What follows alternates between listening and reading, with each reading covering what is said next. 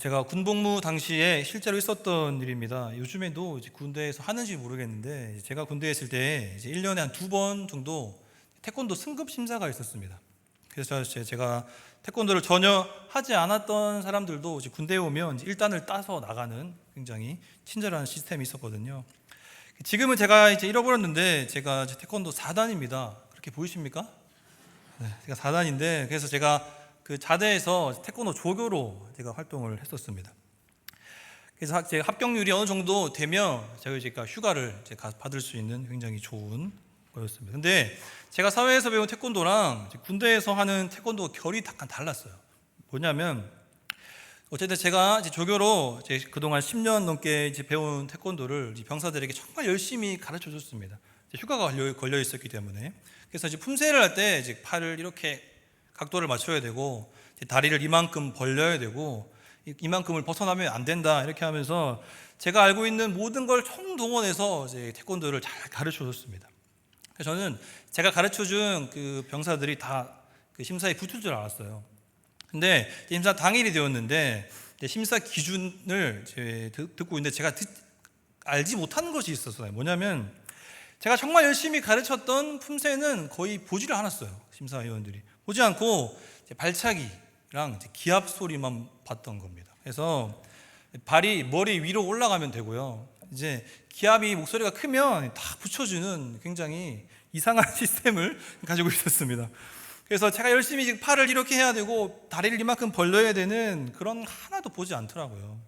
그래서 제가 가르쳤던 몇 명은 발차기 때문에 심사를 떨어졌던 그런 기억이 있습니다. 제가 왜 이런 말씀을 드리냐면, 제가 아무리 사회에서 태권도를 오래 하고 또 잘했다고 해서 군대에서 평가하는 그런 기준과 환경에 적절하게 더 적용하지 않으면 아무 소용이 없다라고 하는 것이죠.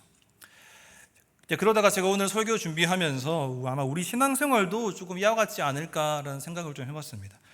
우리 모두 하나님을 향한 신실한 믿음을 가지고 살아갑니다. 우리는 하나님을 누구보다 사랑한다라고 고백하죠, 예배 때마다. 그런데 정작 나의 믿음과 나의 신앙을 증명해야 하는 실제 생활 속에서 우리는 베드로와 같이 마지막에 예수님을 배반하고 세상과 타협하고 그 상황에 순독하고 하나님을 향한 믿음과 열정은 쉽게 사그라드는 우리의 모습을 발견할 때가 있습니다. 그리고 나서는 뒤에 나가서 후회하고 회개하고 내가 다시 그렇게 하지 않겠습니다라고 하는 어쩌면 형식적인 회개를 하면서 우리가 그런 삶을 신앙생활을 하고 있다라고 하는 거죠. 그래서 오늘 이 누가복음은요, 특별히 오늘 우리가 함께 살펴볼 이 세례 요한은 하나님의 깊은 이 말씀의 외침을 통하여서 우리가 어떤 신앙생활을 해야 하는지, 하나님께서 정말 우리에게 원하시는 신앙생활이 무엇인지, 이 초림의 예수님을 준비했던 세례 요한, 이제는 우리가 다시 오실 그 예수님을 기다리며 준비하면서 우리가 어떻게 이 땅을 살아가야 될 것인가를 오늘 말씀을 통해 우리에게 알려주고 있습니다. 오늘 본문 누가복음 3장은요, 다른 복음서에는 실려있지 않은 세례 요한의 출생을 다루고 있습니다. 세례 요한이 태어나기 전부터 하나님께서 이 세례 요한을 어떻게 사용하실지 이미 결정하셨습니다. 그가 태어난 후에 그리고 그 말씀대로 살아가는 것을 우리가 본문을 통해 확인할 수 있습니다. 그래서 우리가 성경을 볼 때에 주님 오실 길을 예비하는 세례 요한의 이야기구나 라고 끝나는 것이 아니라, 오늘 이 말씀이 나에게 어떻게 적용되고 있는가, 하나님께서 과연 세례 요한에게만 주님 오실 길을 예비하는 복음을 전파하는 사명을, 삶을 주셨냐라는 거죠. 나는 세례 요한처럼 위대하지 않고 나는 세례 요한처럼 그런 삶을 살아가지 않기 때문에 우리는 그냥 가만히 있어도 되냐라고 하는 거죠. 당연히 그렇지 않다. 에베소서 1장 4절에 보면 이런 말씀이 있습니다. 곧 창세전에 그리스도 안에서 우리를 택하사 우리로 사랑 안에서 그 앞에 거룩하고 흠이 없게 하시려고. 하나님은 여러분들 개개인을 창세전부터 이미 예정하셨습니다. 그리고 흠이 없고 거룩한 존재로 창조하시고 우리를 부르셨습니다. 그런데 죄로 인해 우리가 그 모습을 잃어버렸죠. 그런데 예수님께서 십자가 대속으로 우리가 그 모습을 회복할 수 있도록 도와주셨습니다. 그리고 이제 우리가 그 부르심에 합당한 삶을 사는 것이 우리의 삶의 목표요 가치가 되어야 된다라고 하는 거죠. 이처럼 우리는 늘 말씀대로 살아가기를 소망합니다.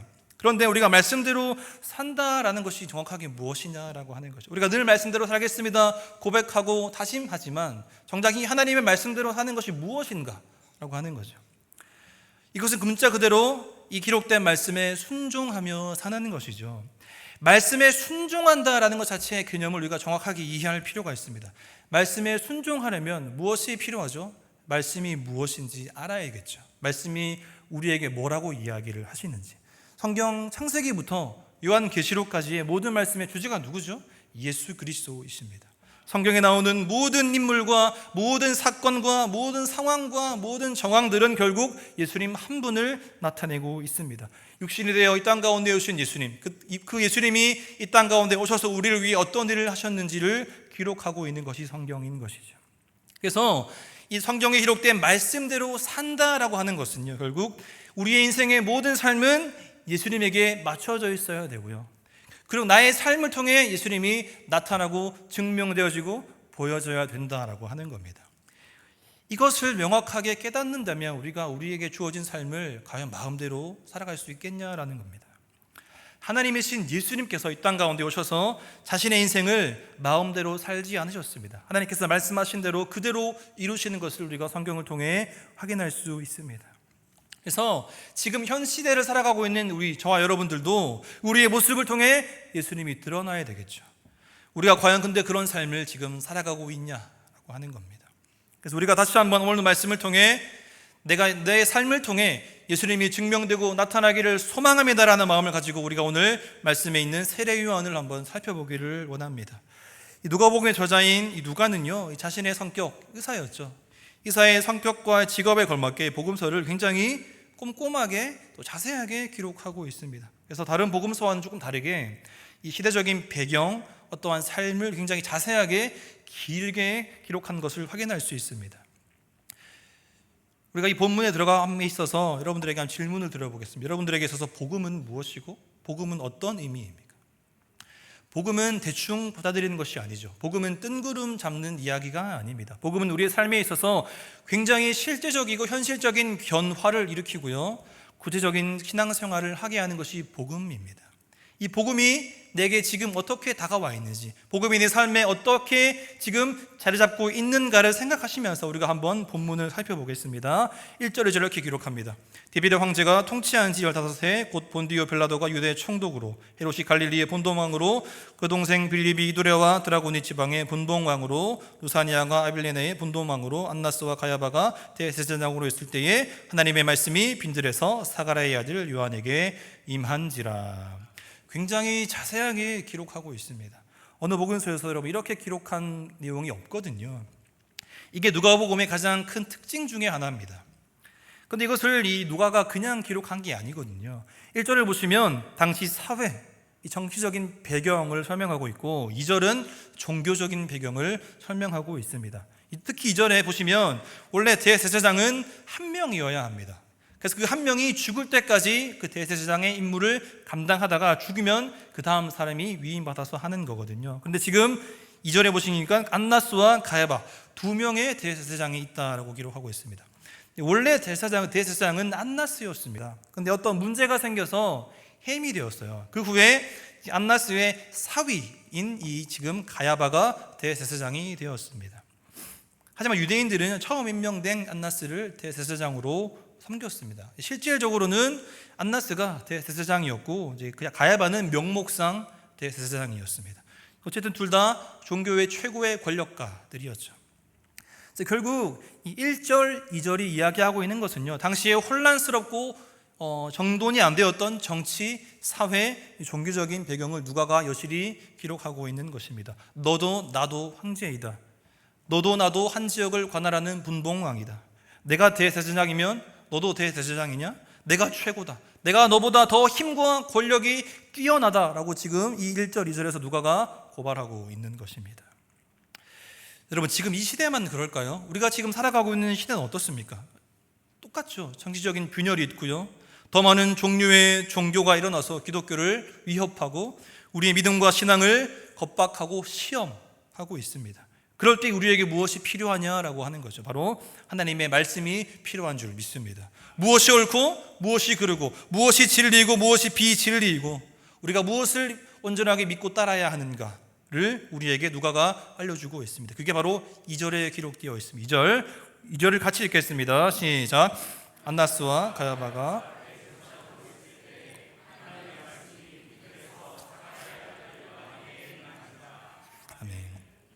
혼돈과 위기의 1절에 2절의 순간에 하나님의 말씀이 세례 요한에게 임하기 시작합니다. 요한이 어디에 있다고 기록되어 있죠? 빈들에 있다라고 기록합니다. 빈들에서. 빈들에서라고 번역할 때 헬라어 원문은 엔에레모라고 하는 말인데요, 이게 광야라는 뜻입니다. 광야. 지금 세례 요한이 광야에 있어야 하는 이유를 본문에서 설명하고 있습니다. 이사야 40장 말씀을 인용하죠. 이사야 40장 말씀을 보게 되면 특별히 이 이사야 말씀을 이제 두 부분 또는 세 부분으로 나눌 수가 있거든요. 크게 두 부분으로 나누면 1장에서 39장까지 그리고 40장에서 66장까지 나눌 수 있는데, 1장에서 39장은 하나님을 떠난 이스라엘 백성들에 대한 하나님의 진노와 멸망 그리고 심판이 임합니다. 그런데 거기서 끝이 아니죠. 위기와 혼돈의 시대 속에 하나님의 말씀이 우리를 살리고 회복시키십니다. 그 말씀이 40장부터 기록됩니다. 이 이사야 40장부터 이스라엘 향한 회복과 희망의 말씀이 임하거든요. 우리 40장 1절 3절을 보겠습니다. 너희 하나님이 이르시되 너희는 위로하라, 내 백성을 위로하라. 너희는 예루살렘의 마음에 닿도록 말하며 그곳에게 외치라. 그 노예의 때가 끝났고 그 죄악이 사함을 받았느니라. 그의 모든 죄로 말미암아 여호와의 손에서 벌을 배나 받았느니라 할지니라. 외치는 자의 소리여 이르되 너희는 광야에서 여호와의 길을 예비하라. 사막에서 우리 하나님의 대로를 평탄하게 하라. 광야에서 여호와의 길을, 사막에서 하나님의 대로를 평탄하게 하는 것은 외치는 자가 아니고요, 외치는 자의 소리라고 기록합니다. 왜 이렇게 표현했을까요? 이 차이를 이해하시겠습니까, 여러분? 외치는 자가 아니라 외치는 자의 소리라고 이야기하셨습니다. 외치는 자에게 집중이 되면 물론 그에 입에서 복음이 선포되겠지만 그 외치는 자에게 집중이 되겠죠. 사람에게 집중되겠죠. 하지만 외치는 자의 소리는, 여러분, 소리는 제가 지금 말을 하고 있지만 이 말이 보이지 않죠. 이 소리는 모양이 없고 형체가 없습니다. 오직 분명한 진리의 복음만이 있고 선포되는 것입니다. 오늘 우리를, 저와 여러분들을 이 외치는 자의 소리로 부르신 줄을 믿으시기를 바랍니다. 지금 세례 요한이 이 이사야의 말씀을 성취하기 위해 광야에 있는 것입니다. 그러니까 우리가 한 가지 의문점이 들 수 있죠. 왜 굳이 빈들이냐? 왜 굳이 광야에서, 사막에서 하나님의 말씀이 선포되는가? 거기에서 외친다고 누가 듣겠냐라고 하는 거죠. 사람이 없는데. 우리의 생각으로는 하나님의 말씀이 선포되어야 할 곳은 사람이 많은 곳, 회복되어야 할 곳, 고쳐져야 할 곳인데, 물론 그렇죠. 물론 그렇지만 그 전에 먼저 빈들에서, 광야에서 내가 하나님과 1대1로 만나는 시간이 반드시 필요하다라고 하는 겁니다. 하나님과 내가 1대1로 대면하는 그 광야, 그 빈들, 그 사막이 바로 하나님의 말씀이 여러분들에게 임하는 자리인 줄 믿으시기를 바랍니다. 우리가 외치는 자의 소리가 되어서 하나님의 나라를 선포하고요, 그 말씀대로 살아가기 위해서 우리가 빈들에 머무는 시간은 반드시 필요하다. 그런데 많은 성도들이 이 광야로, 빈들로, 사막으로 가는 것을 싫어합니다. 그곳은 아무것도 없고요, 모든 걸 포기해야 하고 내가 손해보는 것 같기 때문입니다. 여러분, 권력이 있어야 할 곳, 권력이 있는 곳, 명예와 성공이 있는 곳, 다른 사람이 칭찬해주고 인정해주는 신앙생활, 그런 신앙생활 하려고 하지 마시고 먼저 내가 빈들로 나아가서 하나님을 뜨겁게 인격적으로 만나게 되시기를 바랍니다. 그 광야, 그 사막에서 목마르고 처절하고 아무것도 없어서 슬프고 괴롭고 고난 가운데 있는 그 순간에 하나님께서 우리와 함께 하시고 우리를 찾아오시고 우리가 하나님을 의지하게 만드신다라고 하는 것이죠. 광야에서만 여러분 그런 은혜를 경험할 수 있습니다. 우리 4절 볼까요? 이사야 4절, 40장 4절 5절입니다. 골짜기마다 도두어지며 산마다 언덕마다 낮아지며 고르지 아니한 곳이 평탄하게 되며 험한 곳이 평지가 될 것이요 여호와의 영광이 나타나고 모든 육체가 그것을 함께 보리라. 이는 여호와의 입이 말씀하셨느니라. 내 삶 속에서 하나님보다 높아졌던 것이 깎여야 합니다. 낮아져야 하고요, 고르지 못한 마음이 하나님의 말씀으로 바르게 골라져야 합니다. 그렇게 평탄하게 되어야 비로소 하나님의 말씀, 여호와의 영광이 우리에게 임한다라고 하는 겁니다.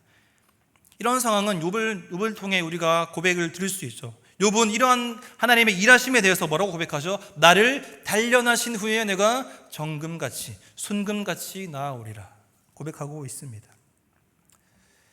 그 작업이 오늘 세례요한은 본문을 통해 회개의 세례라고 이야기를 합니다. 더 나아가 회개에 합당한 열매를 맺어라 우리에게 권면하고 있습니다. 본문으로 돌아와서 누가복음 3장 3절입니다. 요한이 요단강 부근 각처에 와서 죄사함을 받게 하는 회개의 세례를 전파하니. 세례 요한 바로 뒤에 오실 분이 누구시죠? 우리가 너무나 잘 아는 하나님 예수 그리스도이십니다. 만왕의 왕이시죠. 그분을 우리가 예비하고 만나기 위해 행할 것이 있는데 바로 그게 회개의 세례다라고 세례 요한이 이야기를 하고 있습니다. 우리가 이제 주일마다 담임 목사님 계실 때 사도행전의 말씀을 계속 보고 있는데 사도행전에 정말 많이 등장하는 세례가 있습니다. 바로 성령 세례죠. 성령 세례. 우리가 성령 세례를 잘못 이해하면 막 혀가 갈라지고 막 꼬여서 방언을 하고 막 권능과 능력을 행하는 것을 성령 세례, 물론 그것도 성령 세례가 맞지만 그것이 다다. 그래서 이 방언의 유무에 따라 성령을 받았나 받지 않았나로 구별하는 경우가 많이 있습니다. 결코 그런 것이 아닙니다, 여러분. 우리가 성령 세례 이전에 받아야 되는 필요한 것이 바로 회개의 세례입니다. 회개의 세례. 그렇다면 회개의 세례가 무엇이냐? 친절하게 말씀에서 알려주고 있습니다. 8절 우리 같이 한번 읽어볼까요? 본문 8절입니다. 시작. 그러므로 회개에 합당한 열매를 맺고 속으로 하나님이 이 돌들로도 아브라함의 자손이 되게 하시리라. 회개했으면 합당한 열매를 맺어라 라고 우리에게 이야기하고 있어요. 여기서 합당한이라고 하는 단어는 악시오스라고 하는 단어인데 이게 정확하게 직역하면 칭찬받을 만한, 적절한, 당연한이라는 뜻입니다. 그리고 무슨 말이죠? 회개했으면 하나님께 칭찬받을 만한 열매, 회개에 적절한 열매, 회개에 당연한 열매를 맺어야 된다라는 것입니다. 그런데 당시 이 사람들은 회개에 합당한 열매를 맺을 생각이 없었습니다. 8절 중후반절을 보시면 우리가 그 사실을 확인할 수 있습니다. 유대인은 이렇게 고백하죠. 믿음의 조상 아브라함이 우리의 조상이다. 나는 하나님을 잘 믿고 있는 정통 유대인이다. 그렇기 때문에 나는 굳이 더 이상 회개하지 않아도 된다라고 생각했기 때문에 지금 세례 요한이 회개의 세례를 받아야 된다라고 이야기를 하는 것이죠. 그 잘못된 생각을 지금 세례 요한이 단번에 깨뜨립니다. 너희는 아브라함의 조상이라고 이야기를 하지 마라. 하나님께서 너희 아니어도 이 돌들로도 아브라함의 자손이 되게 할 수 있는 분이다 라고 이야기합니다. 이게 무슨 말이죠, 여러분? 아브라함은 아브라함이고요, 여러분은 여러분입니다. 아브라함은 아브라함이고 나는 나예요. 아브라함의 믿음이 나의 믿음이 될 수 없다라는 겁니다. 더 나아가서 부모님의 믿음이 자식의 믿음이 결코 될 수 없다라는 것이죠. 여기 계신 부모님들 중에 자녀들을 위해서 자녀들이 하나님 믿고 돌아오는 것을 위해 기도하는 분들이 많이 있을 줄로 압니다. 여러분들이 아무리 예배를 잘 드리고 헌신하고 봉사하고 자녀를 위해 기도하지만 결국 자녀들이 하나님께 나와야 되고 하나님의 은혜를 경험해야 하는 것이죠. 쉽지 않죠, 여러분. 세례 요한이 율법에 사로잡힌 유대인들을 설득하는 것처럼 쉽지 않습니다. 그런데 여러분, 세례 요한의 가르침은 우리에게 어떠한 핑계나 어떠한 위선을 용납하지 않습니다. 우리 오늘 낮에 들었던 말씀과 연결됩니다, 여러분. 바리새인의 기도와 같이 내가 오래 믿었으니까, 내가 목사, 장로, 권사, 집사니까, 그런 것들은 하나님 앞에 전혀 중요하지 않다는 거 여러분 잘 아시지 않습니까, 여러분? 오히려 여러분 그런 것들이 내가 진짜 믿음과 신앙을 드러내야 되는 그곳에서 그 진짜 믿음과 신앙을 숨기게 만듭니다. 그런 직분들이요. 우리는 신앙이 깊어질수록, 우리의 신앙 연수가 오래될수록 더욱더 회개에 합당한 열매를 맺기 위해 노력해야 될 줄을 믿으시기를 바랍니다. 회개했다면 회개한 자답게 살아가야 되는 것입니다, 여러분. 형식적인 회개가 아니라 말뿐인 회개가 아니어야 된다고 하는 것이죠. 그러면 말뿐인 회개가 아니라 진정한 회개의 모습이 무엇일까요? 그게 11절에 기록되어 있습니다. 11절을 보시면 무리에게는 이렇게 얘기하죠. 옷 2벌 있는 자는 옷 없는 자에게 1벌을 나눠줘라. 그리고 세리를 향하여서는 너희가 부과된 세금 외에 더 이상 불법으로 세금을 착취해서는 안 된다. 그리고 당시의 권력의 힘과 그 권력의 상징이었던 군인들에게는 너희가 더 이상 약한 사람들을 강탈하지 말고 거짓 고발하지 말고 너희가 받는 급여로, 월급으로 자족하고 만족하는 삶을 살아라 라고 이야기를 하는 겁니다. 이게 바로 회개에 합당한 열매인데, 이런 삶을 살게 되는 회개에 합당한 열매를 통틀어 두 글자로 뭐라고 얘기할까요? 정답이 여러분 이 본당 안에 있습니다. 여러분들의 눈을 들어 드럼 부스 위에 있는 현수막을 보십시오, 여러분. 변화입니다. 변화. 성령으로 변화되어 성령으로 변화시키는 것이 회개에 합당한 열매인 줄을 믿으시기를 바랍니다. 그 진정한 회개의 세례, 회개에 합당한 열매는 결국 우리의 삶으로 증명되고 삶으로 나타나야 된다라고 하는 겁니다. 말씀을 정리해야 합니다, 여러분. 미국의 기독교 작가인 프리츠 리더나워라고 하는 사람이 쓴 이 종교에 매이지 않는 그리스도인이라고 하는 책이 있습니다. 그런데 이 책에서 이 기독교는 종교의 수준으로 묶을 수 없다라는 큰 주제로 이야기를 다루거든요. 그 책 안에 이 초대교회 성도들과 오늘 우리의 성도들을 비교하면서 이렇게 기록합니다. 한번 보십시오.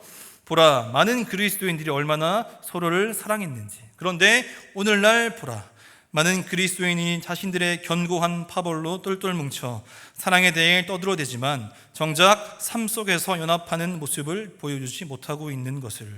기독교는 그 사람이 현재 누구인지 뿐 아니라 앞으로 될 수 있는 잠재력에 주목한다. 그분은 우리를 용서하셨다. 언제나 그리스도 안에 주어지는 기회에 우리가 반응할 때에 우리가 될 수 있는 그 모습을 기대하고 계신다. 이렇게 이야기합니다. 여러분, 예수님이 오심을 준비하고 기다리는 것은요, 마냥 예배만 드리고 마냥 말씀만 읽고 마냥 기도만 하는 것이 아닙니다. 회개에 합당한 열매를 맺는 것, 더 나아가 갈라디아서에 나와 있는 성령의 열매를 맺는 것입니다. 그 모든 것이 우리의 삶과 직접적인 관련이 있습니다. 여러분, 9가지 열매를 아십니까? 사랑, 희락, 화평, 오래 참음, 자비, 양선, 충성, 온유, 절제. 여러분, 사랑을 혼자 할 수 있습니까? 자비와 양성과 충성과 온유, 절제를 여러분 혼자 스스로 할 수 있습니까? 나 자신에게 화평을 베풀고 스스로 기뻐하고 온유한 것입니까? 결코 그렇지 않다라고 하는 것이죠. 여러분들의 삶의 현장에서, 여러분의 가정에서, 직장에서, 사업장에서 열매를 맺어야 하는 것이죠. 왜 그러냐면 예수님께서 그렇게 하셨거든요. 가족과 이웃과 직장에서, 학교에서, 내가 속한 모든 공동체에서 열매를 맺는 것이 필요한 것입니다. 이것이 바로 예수님이 오심을 준비하는, 기다리는 자의 삶인 줄을 믿으시기를 바랍니다. 그런 삶이 이제 여러분 이 문을 나서는 순간부터 또다시 시작될 것입니다. 변화다운 변화를 경험한 성도의 삶을 살아갈 수 있는 여러분들 되기를 주님의 이름으로 축원합니다. 우리 말씀을 기억하며 함께 찬양하겠습니다.